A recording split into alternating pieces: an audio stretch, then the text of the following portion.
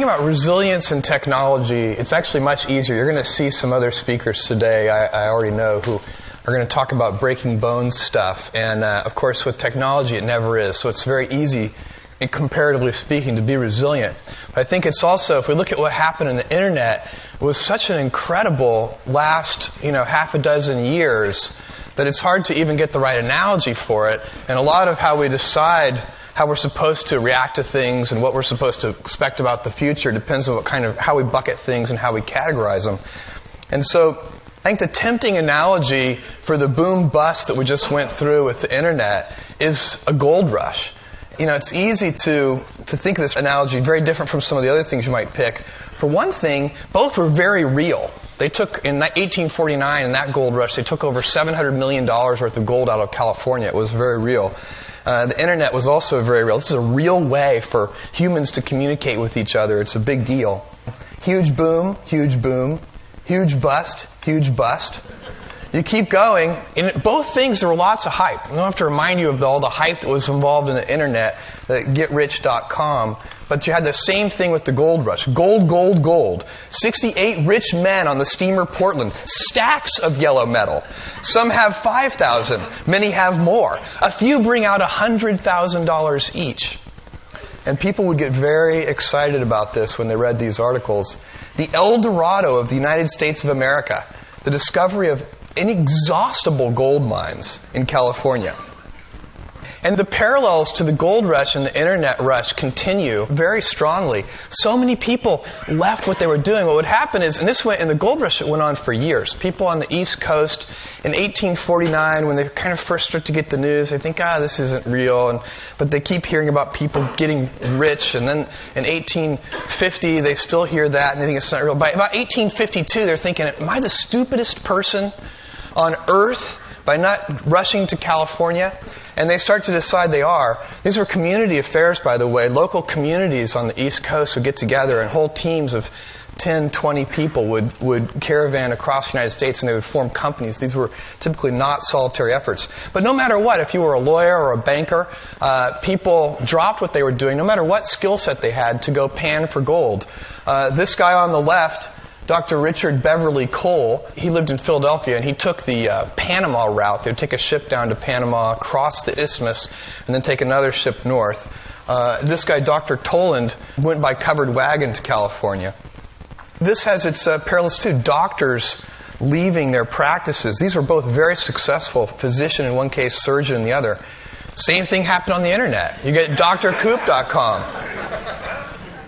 In the gold rush, people literally jumped ship. The San Francisco harbor was clogged with 600 ships at the peak because the ships would get there and the crews would abandon to go search for gold. So there were literally 600 captains and 600 ships. They turned the ships into hotels because they couldn't sail them anywhere. You had dot-com fever and you had gold fever. And you saw some of the excesses that the dot-com fever created, and the same thing happened. The fort in San Francisco at the time had about 1,300 soldiers. Half of them deserted to go look for gold. And they wouldn't let the other half out to go look for the first half because they were afraid they wouldn't come back. And one of the soldiers wrote home, and this is the sentence that he put: the struggle between right and $6 a month and wrong and $75 a day is a rather severe one. It had bad burn rate in the gold rush. Very bad burn rate. This is actually from the Klondike Gold Rush. This is the White Pass Trail. They loaded up their mules and their horses, and they didn't plan right, and they didn't know how far they would really have to go, and they overloaded the horses with hundreds and hundreds of pounds of stuff. And in fact, it was so bad that most of the horses died before they could get where they were going, and it got renamed the Dead Horse Trail. And the Canadian Minister of the Interior wrote this at the time: thousands of pack horses lie dead along the way, sometimes in bunches under the cliffs, with pack saddles and packs where they've fallen from the rock above, sometimes in tangled masses filling the mud holes and furnishing the only footing for our poor pack animals on the march. often, I regret to say, exhausted but still alive, a fact we are unaware of until after the miserable wretches turn beneath the hooves of our cavalcade. The eyeless sockets of the pack animals everywhere account for the myriads of ravens along the road. The inhumanity which this trail has been witness to, the heartbreak and suffering which so many have undergone, cannot be imagined. They certainly cannot be described. And, you know, without the kind of the smell that would have accompanied that, we had the same thing on the internet. Very bad burn rate calculations. I'll just play one of these, and you will remember it. This is a commercial that was played on the Super Bowl in the year 2000. You said you had a large selection of invitations. But we do. Then why does she have my invitation? What may be a little thing to some? You are mine, little man. Could be a really big deal to you. Is that your wife? For another 15 minutes. After all, it's your special day. OurBeginning.com. Life's an event. Announce it to the world. It's very difficult to figure out what that ad is for. But they spent $3.5 million in the 2000 Super Bowl to air that ad, even though at the time they only had $1 million in annual revenue. Now here's where our analogy with the gold rush starts to diverge, and I think rather severely. And that is, in a gold rush, when it's over, it's over. Here's this guy. There are many men in Dawson at the present time who feel keenly disappointed. They've come thousands of miles on a perilous trip, risked life, health, and property, spent months of the most arduous labor a man can perform, and at length, with expectations raised to the highest pitch, have reached the coveted goal only to discover the fact that there is nothing here for them. And that was, of course, the very common story. Because when you take out that last piece of gold, and they did incredibly quickly. I mean, if you look at the 1849 gold rush, the entire American River region, within 2 years, every stone had been turned. And after that, only big companies who used more sophisticated mining technology started to take gold out of there. So there's, I think, a much better analogy that allows you to be incredibly optimistic. And that analogy is the electric industry. And there are a lot of similarities between the internet and the electric industry. With the electric industry, you actually have to... One of them is that they're both sort of thin horizontal enabling layers that go across lots of different industries. They're not, it's not a specific thing. But electricity is also very, very broad, so you have to sort of narrow it down. It can be used as an incredible means of transmitting power. It's an incredible means of coordinating in a very fine-grained way information flows. There's a bunch of things that are interesting about electricity. And the part of the electric revolution that I want to focus on is sort of the golden age of appliances. The killer app that got the world ready for appliances was the light bulb. So the light bulb is what wired the world. And they weren't thinking about appliances when they wired the world. They were really thinking about... They weren't putting electricity into the home. They were putting lighting into the home. And but it got the electricity everywhere. It took a long time. This was a huge, as you would expect, a huge capital build-out. All the streets had to be torn up. This is work going on down in lower Manhattan, where they built some of the first electric power generating stations. And they're tearing up all the streets. The Edison Electric Company, which became Edison General Electric, which became General Electric, paid for all of this digging up of the streets. It was incredibly expensive. But that is not and that's not the part that's really most similar to the web. Because remember, the web got to stand on top of all this heavy infrastructure that had been put in place because of the long-distance phone network. So all of the cabling and all of the heavy infrastructure, I'm going back now to sort of the explosive part of the web in 1994 when it was growing 2,300% a year. How could it grow 2,300% a year in 1994 when people weren't really investing in the web? Well, it was because that heavy infrastructure had already been laid down. So the light bulb laid down the heavy infrastructure, and then home appliances started coming into being. And this was huge. The first one was the electric fan. This is the 1890 electric fan. And the appliances, the golden age of appliances really lasts, it depends on how you want to measure it, but it's anywhere from 40 to 60 years. It goes on a long time. Starts about 1890. And The electric fan was a big success. The electric iron, also very big. By the way, this is the beginning of the asbestos lawsuit. There's asbestos under that handle there. This is the first vacuum cleaner, the 1905 Skinner vacuum from the Hoover Company. This one weighed 92 pounds and took 2 people to operate and cost $1/4 of a car. So it wasn't a big seller. This was truly an early adopter product, the 1905 Skinner vacuum.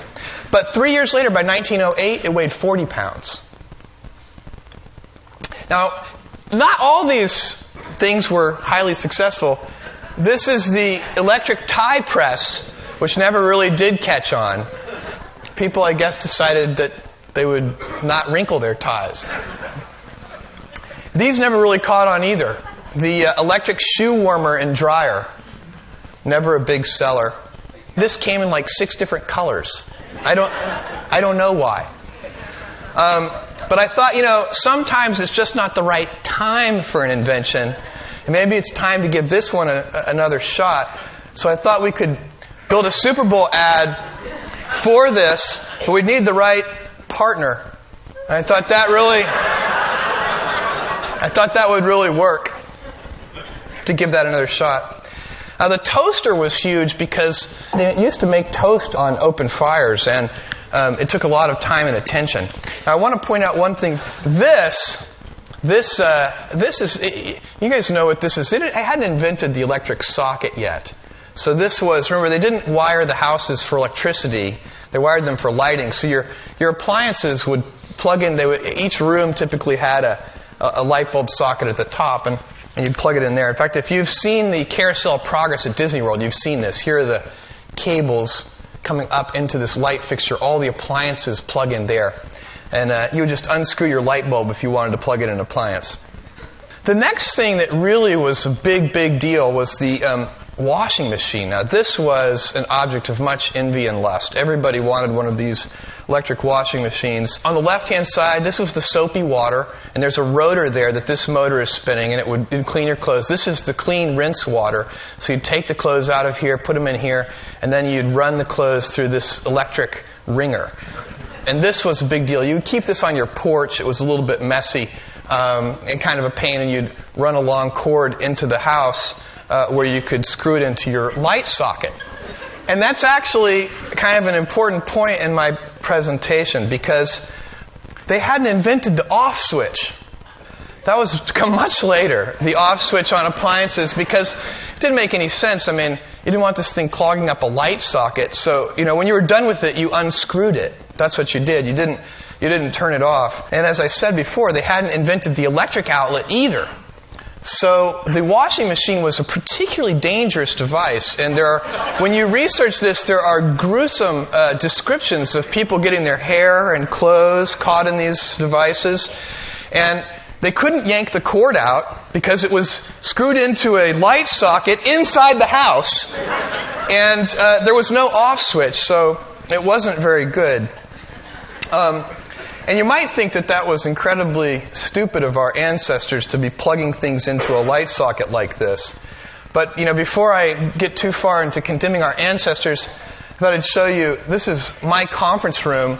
This is a total kludge, if you ask me. First of all, this got installed upside down, this light socket, and so the cord keeps falling out, so I taped it in. This is don't even get me started, but that's not the worst one. This is what it looks like under my desk. I took this picture just 2 days ago. So we really haven't progressed that much since 1908. It's a total mess. And, we think it's getting better. But have you tried to install 802.11 yourself? I challenge you to try. It's very hard. I know PhDs in computer science, this process has brought them to tears. Absolute tears. And that's assuming you already have DSL in your house. Try to get DSL installed in your house. The engineers who do it every day can't do it. They have to, typically they come 3 times And one friend of mine was telling me a story. Not only did they get there and have to wait, but then the engineers, when they finally did get there for the third time, they had to call somebody, and they were really happy that the guy had a speakerphone, because then they had to wait on hold for an hour to talk to somebody to give them an access code after they got there. So we're pretty kludgy ourselves. By the way, DSL is a kludge. I mean, this is twisted pair copper that was never designed for the purpose it's being put to, and it's the whole thing. We're very, very primitive, and that's kind of the point, because resilience, if you think of it in terms of the gold rush, then you'd be pretty depressed right now, because the last nugget of gold would be gone. But the good thing is, with innovation, there isn't last nugget. Every new thing creates 2 new questions and 2 new opportunities. And if you believe that, then you believe that where we are, this is what I think, I believe that where we are with the incredible kludge, and I haven't even talked about user interfaces on the web, but there's so much kludge, so much terrible stuff. We are at the 1908 Hurley washing machine stage with the internet. That's where we are. We don't get our hair caught in it, but that's the level of primitiveness of where we are. We're 1908. And if you believe that, then stuff like this doesn't bother you. This is 1996. All the negatives add up to making the online experience not worth the trouble. 1998, Amazon.toast. And 1999, Amazon.bomb. My mom hates this picture. But, if you really do believe that it's the very, very beginning, if you believe it's the 1908 Hurley washing machine, then you're incredibly optimistic. And I do think that that's where we are. And I do think there's more innovation ahead of us than there is behind us. And in 1917, Sears, I want to get this exactly right, this was the advertisement that they ran in 1917. It says, "Use your electricity for more than light."